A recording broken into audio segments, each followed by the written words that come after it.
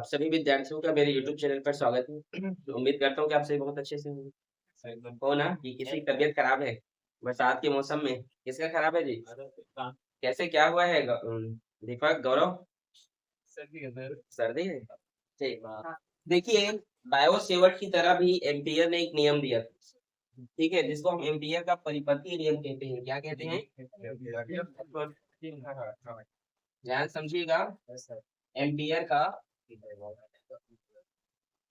परिपथीय नियम bio Savart की तरह भी धारा के चुंबकीय क्षेत्र के बारे में जो एम्पियर ने भी बताया था, ठीक है। तो इसके लिए उसने जो फॉर्मूला दिया था वो कुछ इस प्रकार से था, बड़े ध्यान से लिखूंगी,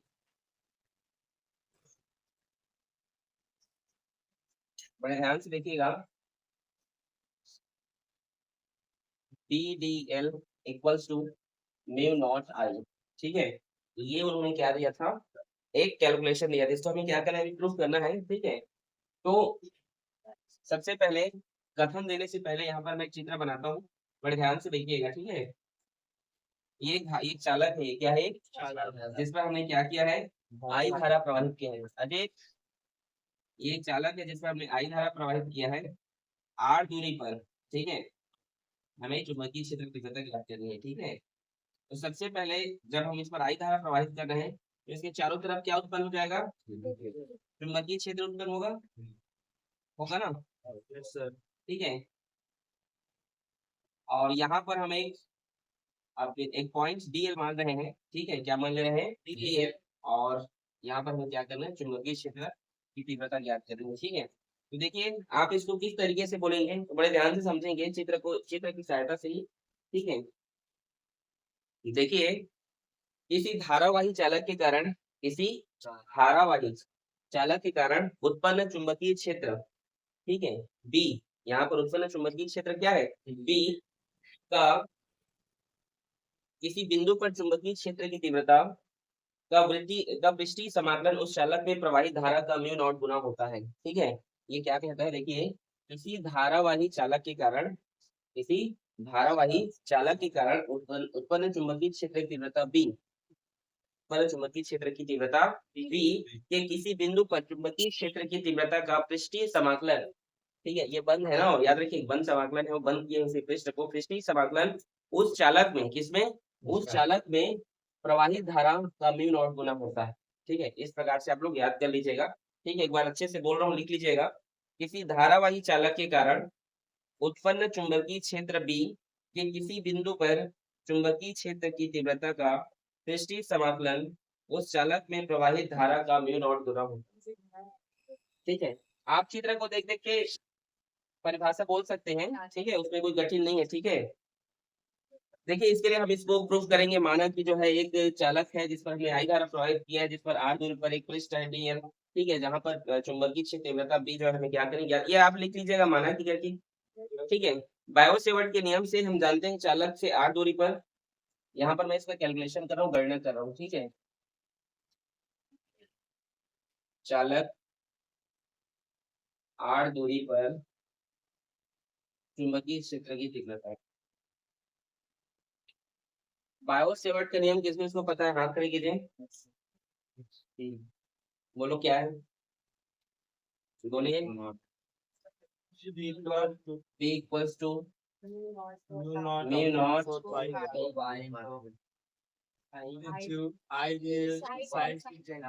ठीक है। ये क्या है, बायो सेवर्ट के नियम का सूत्र है, ठीक है। ये तो आप जानते ही हैं, अनंत लंबाई पर आपने इसको ज्ञात किया था कि नहीं, ठीक है। तो ये भी बायो सेवर्ट की तो सूत्र है ना, अनंत लंबाई के लिए, ठीक है।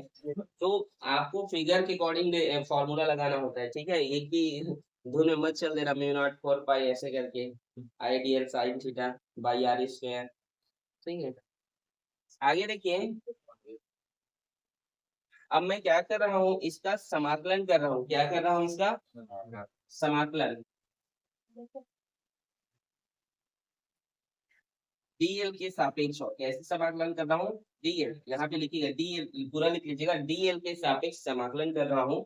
तो क्या होगा वो, D DL equals to mu naught 4 pi into 2 I by R into D. आगे देखिए, PdL इक्वल्स टू, यहाँ पर जो जो कांस्टेंट वैल्यू उसको बाहर लिख लीजिए, वो क्या क्या है, mu naught 4 pi 2 I by R, और ये DL। आगे देखिए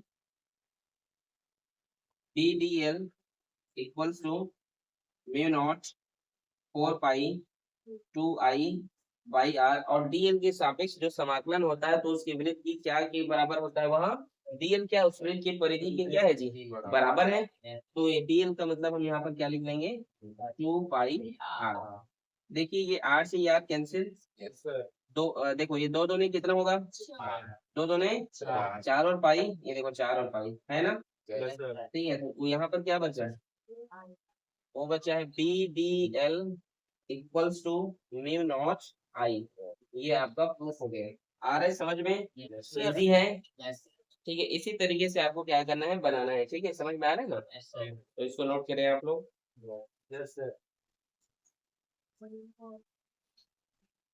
आगे है एम्पियर का परिपथीय नियम के अनुप्रयोग, ठीक है जी। तो बड़े ध्यान से देखिएगा, पहला हम यहाँ पर लिख रहे हैं, पहला है सरल रेखीय चालक के कारण, किसके कारण, सरल रेखीय चालक।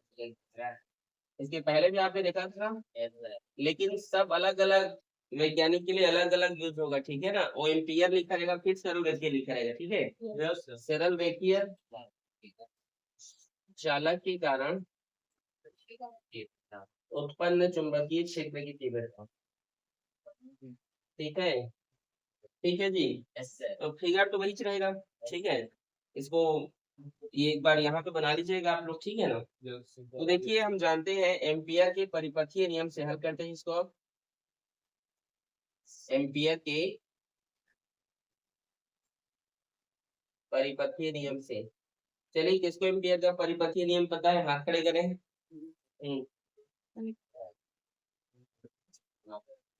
चलो बोलो रजनी, बोलो। हाँ ठीक है, यहाँ पर हम क्या कर रहे हैं, बी जो कांस्टेंट है उसको हम बाहर लिख दे रहे हैं, तो अंदर में क्या बचेगा, डीएल बचेगा, बचेगा ना।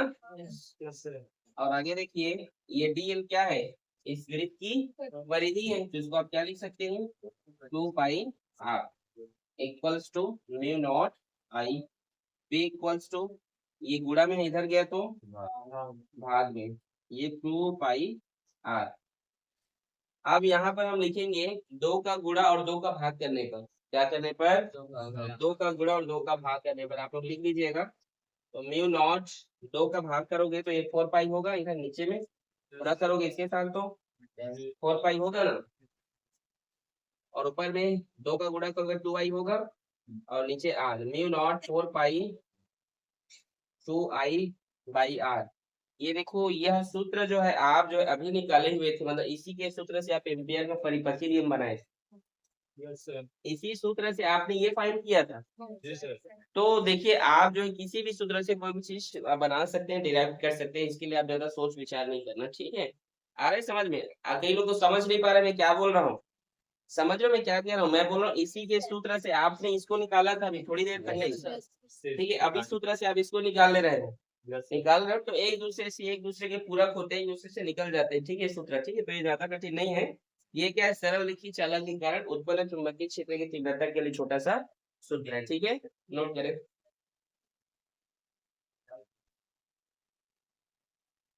दूसरा हम देखेंगे टोराइड, एम्पियर के परिपथीय नियम का दूसरा अनुप्रयोग क्या है, टोराइड। टोराइड आप देखे होंगे बचपन में, स्प्रिंग देखे हो, स्प्रिंग के साथ खेलते रहते थे, और स्प्रिंग को ऐसे पकड़ के ऐसे ज्वाइन करवा देते थे, नहीं खेले हो जी, पेन में स्प्रिंग रहता है, उसको ऐसे मोड़ के ऐसे नहीं गोल नहीं कर देते हैं, तो यही टोराइड है, आप बचपन में इसको खेले होंगे, ठीक है। तो दूसरा अनुप्रयोग इसका है जिसको आप लोग टोराइड कहते हैं,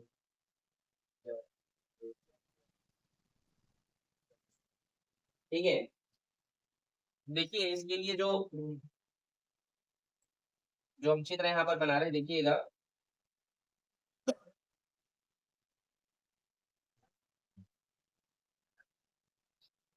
ठीक है, आई धारा ये r दूरी पर, ठीक है। तो इसके लिए जो डेरिवेशन है बड़े ध्यान से देखिएगा आप लोग, यहाँ तक किसी कोई दिक्कत नहीं, ठीक है। ये थोड़ा अच्छे से बनाइएगा, मतलब ऐसे ही गोल गोल करके ऐसे ही बनाना है, थोड़ा छोटा छोटा कीजिएगा, ये जो समझ गए ना, ठीक है, बढ़िया एक गोल शेप दीजिएगा, ठीक है। आगे समझ में, ठीक है। इस पर आपने आई धारा प्रवाहित किया, इसके ये केंद्र से यहाँ पर इंसर्ट की दूरी क्या है, r है, ठीक है। चलिए बताइए एम्पियर की परिपथी नियम का सूत्र से बोलिए। DDL equals to mu naught I. DDL देखिए यहाँ पे ये जो DDL equals to mu naught I जो आप लिखे, ये सरल रेखी चालक के लिए था, लेकिन यहाँ पर तो ये वृत्त वृत्त के रूप में है, तो इसके लिए आप देखिए वृत्त जो वृत्त होता है, अच्छा वृत्त की लंबाई होती है क्या, वृत्त की लंबाई होती है ना, कि वृत्त की परिधि होती है, हाँ वृत्त की परिधि ही वृत्त की लंबाई होती है। जैसे आप एक तार ले लीजिए, इस तार को मोड़ दीजिए, गोल कर दीजिए, ठीक है, और इसको काट दीजिए, तो ऐसे सीधा लंबा होगा कि नहीं, मतलब वृत्त की लंबाई ही, सॉरी वृत्त की परिधि वृत्त की क्या होगा, लंबाई होगा, मतलब 2 पाई r ही वृत्त की क्या है, लंबाई है, याद रहेगा। तो यहाँ पर कितने n फेरे लिपटे हुए हैं, मतलब जो तार है इस तरीके से लिपटे हुए हैं, मतलब n फेरे, फेरों की संख्या क्या है, यहाँ पर n फेरे हैं, कई बार लिपटे हुए होंगे, ठीक है। आ रहे समझो वाशु, ठीक है। तो यहाँ पर हम क्या लिखेंगे, 2 पाई r इंटू एन, और आई का आई, इसका यहाँ पर हम गुणा कर देंगे, क्यों करेंगे, क्योंकि भाई यहाँ पर ये क्या है, वृत्त के, वो तो सरल रेखी चालक के लिए था, लेकिन वृत्त के लिए तो यहाँ पर आपको 2 पाई इंटू एन, मतलब एन फेरे, और ये क्या उसकी विस्तार की लंबाई, ठीक है। बी को बाहर ले लीजिए, यहीं पर ले लेता हूँ बी को बाहर, ठीक है। तो क्या डीएल का वैल्यू क्या होता है, 2 पाई r होता है, equals to mu naught 2 pi r into N, ये आई, ठीक है। ये दोनों कैंसिल हो गए, ये एन को छोड़ के ना, एन को छोड़ के सब जो है कैंसिल हो जाएगा, ठीक है। आ रहा है समझ में, ये बी इक्वल्स टू, ये क्या होगा, म्यू नॉट एन आई, यही क्या है, तो राइट के लिए एक छोटा सा सूत्र है, ठीक है। ये सब इंपॉर्टेंट है, 2 मार्क्स के आते हैं, ठीक है। आपको बोलेगा एम्पियर की परिपथी नियम के अनुसार टोराइड के बारे में एक चित्र बना दीजिएगा, और फिर आपको लिखना है, ठीक है। किसी कोई समस्या, समझ आ रहा है, नोट करें।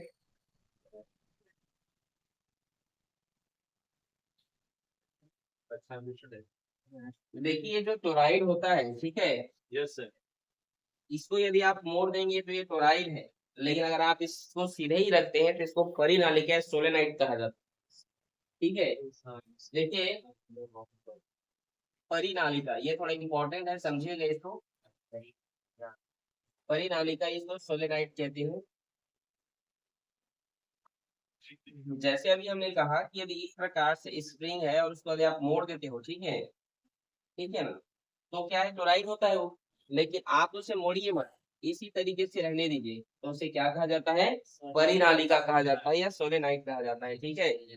आया समझ में, तो परिनालिका और टोराइड दोनों सेम होते हैं, दोनों का जो फॉर्मूला निकल कर आएगा ना, वो दोनों सेम रहेगा, याद रखिएगा, दोनों का सूत्र क्या है, समान है, ठीक है। तो चलिए इसके लिए हम डेरिवेशन सॉरी सर्कुलर फिगर बनाते हैं यहाँ पे।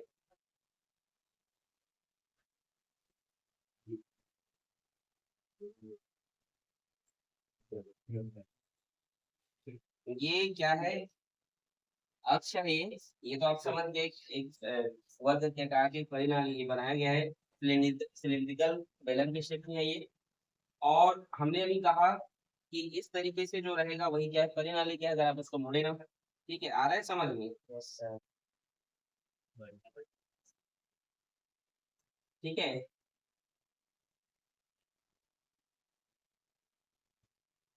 इसे हम ए मान रहे हैं, इसे हम डी मान रहे हैं, ये जो बची से तीव्रता जो हम ज्ञात कर रहे हैं यहाँ पर, ये डी है, इसके एक भुजा को जो हम क्या मान रहे हैं, क्या लंबाई, कि इसकी लंबाई क्या मान रहे हैं, यहाँ पर हम इसे एल मान रहे हैं, ठीक है। ये जो है यहाँ अगर किसी कोई दिक्कत है, ये अक्ष है ये, ठीक है, कोई दिक्कत किसी को नहीं, ठीक है, ठीक है जी। तो देखिए इसकी हम गणना स्टार्ट करेंगे, तो आप लोग समझ गए, ठीक है। ये थोड़ा अच्छे से इसको आप लोग कीजिएगा, ठीक है, समझ गया ना? ठीक है, चलिए देखिए, हम गणना करते हैं। ये एक्चुअल में डॉट प्रोडक्ट के फॉर्म में इसको लिखा जाता है। किस फॉर्म में लिखा जाता है? डॉट प्रोडक्ट के फॉर्म में लिखा जाता है, क्योंकि इसके अंदर जो परिमाण होता है वो एक अदिश होता है, स्केलर क्वांटिटी होता है, इसलिए। ठीक है, तो चलिए लिखते हैं, थोड़ा सा लंबा कैलकुलेशन है।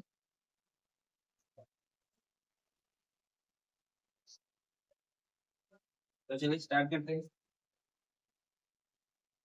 D D D dot D L equals to D dot D L vector plus, यहाँ पर ये किसके लिए? ए बी के लिए। किसके लिए? ध्यान से देखिएगा, दोबारा नहीं समझाऊंगा, ठीक है। उसके बाद फिर से बी डी एल, ठीक है, बी सी के लिए। किसके लिए? चुंबकीय क्षेत्र की तीव्रता हम ज्ञात कर रहे हैं, ठीक है। B D L C D के लिए। किसके लिए? B D L D A के लिए, ठीक है। यहाँ तक कोई दिक्कत किसी को? समझ आया? आया ना? अब देखिए, हम जानते हैं, आप अच्छा 11वीं में डॉट प्रोडक्ट पढ़े थे। यहाँ पे सूत्र लिख रहा हूँ, A vector into B vector equals to A B cos theta. क्या पढ़े थे? ए बी कॉस थीटा, याद है? A vector into B vector equals to A B cos theta, याद है किरण? ठीक, चलिए देखिए, तो सभी जगह आप लिख दीजिए D D L equals to A B और B D L cos theta, plus यहाँ भी बी सी, और होगा ये B D L cos theta, plus यहाँ भी सी डी और B D L cos theta, यहाँ भी B D L cos theta, ठीक है, और ये होगा डी ए की। समझ आया? यहाँ तो किसी को दिक्कत? आगे देखिए, कॉस थीटा का मान सभी के लिए अलग अलग होगा। सभी के लिए क्या होगा? कॉस थीटा का मान अलग अलग होगा। चलिए देखते हैं, ठीक है। B D L equals to, यहाँ पे आप देखिए बी डी एल जो कॉस थीटा है ए बी के लिए, ए बी है, इस अक्ष के क्या है? वह समानांतर है। अक्ष के क्या है? तो जो भी अक्ष के समानांतर होता है और वहां पर जो जिस डिग्री का कोण बनता है वो 0 डिग्री का कोण बनता है। कितने डिग्री कोण बनता है? 0 डिग्री का कोण बनता है। तो इसको आप लिख सकते हैं डी डी एल कॉस 0। क्या लिखोगे? कॉस 0। समझ में आया? ठीक है, यहाँ पे देखिए प्लस बी सी 90 डिग्री का बनेगा। कितने डिग्री का?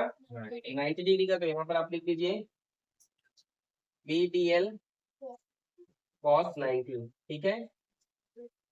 इसके बाद इधर लिख रहा हूँ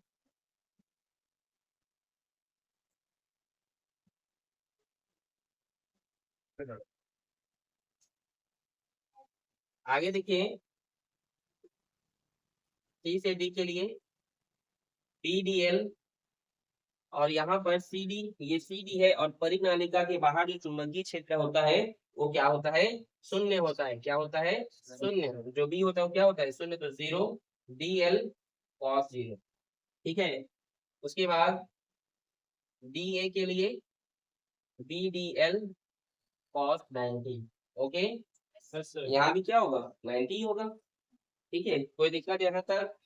आगे देखिए, ध्यान सुनिए, मैं कहाँ पर 90 लिया हूँ, कहाँ पर 0 लिया हूँ। समानांतर था तो 0 लिया हूँ, बाहर है ये परिनालिका के, तो इसलिए उसको 0 लिया हूँ। देखो, चुंबकीय क्षेत्र परिनालिका के बाहर क्या होता है? 0 होता है, ठीक है। तो आगे देखिए B D L equals to B, sorry, A B और बी डी एल, ठीक है। यहाँ पर cos 0 का मान क्या होता है? जी, 1 होता है। क्या होता है? 1 होता है, ठीक है। फिर plus B D L 90, cos 90 का मान क्या होता है?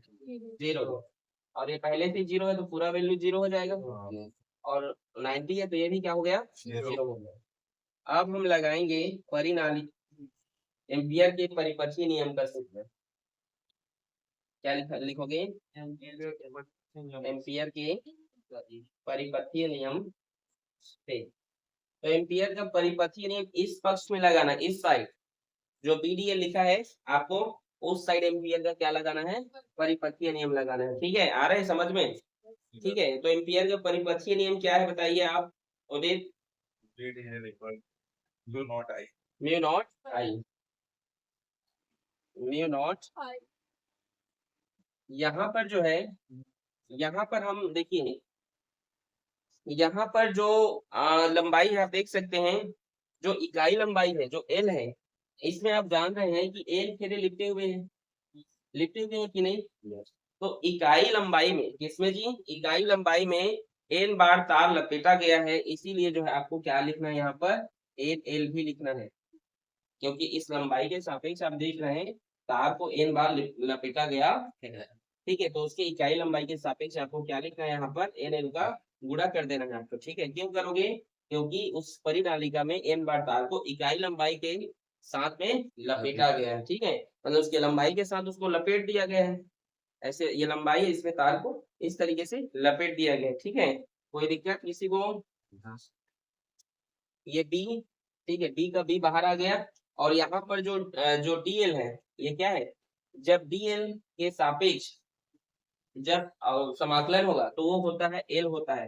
देखो एल क्यों होता है, ध्यान सुनिए, मैं क्या बोल रहा हूँ, जैसे आप पढ़े हो ना dx इक्वल टू एक्स, ठीक है, तो यहाँ पर सरल रेखी की, देखो वृत्त के लिए तो 2 पाई आर होगा, वृत्त के लिए क्या होगा 2 पाई, लेकिन एक सरल रेखा के लिए आपको क्या लिखना है, उसको एल लिखना है। सरल रेखा डी बाहर आ गया, ठीक है, डीएल के लिए जब समाकलन करेंगे तो क्या हो जाएगा, वो एल हो जाएगा। ठीक है, एल से एल कैंसिल हो गया, बी को मैं लेफ्ट साइड लिख दे रहा हूँ, मतलब ये उसी साइड लिखा है, बढ़िया अरेंज करके लिख रहा हूँ। ठीक है, तो क्या हो गया यहाँ पर, म्यू नॉट एन इंटू आई। आप देखिए क्या यही आप इसके पहले भी पढ़े थे तो राइट में क्या यही सूत्र निकल कर आया था?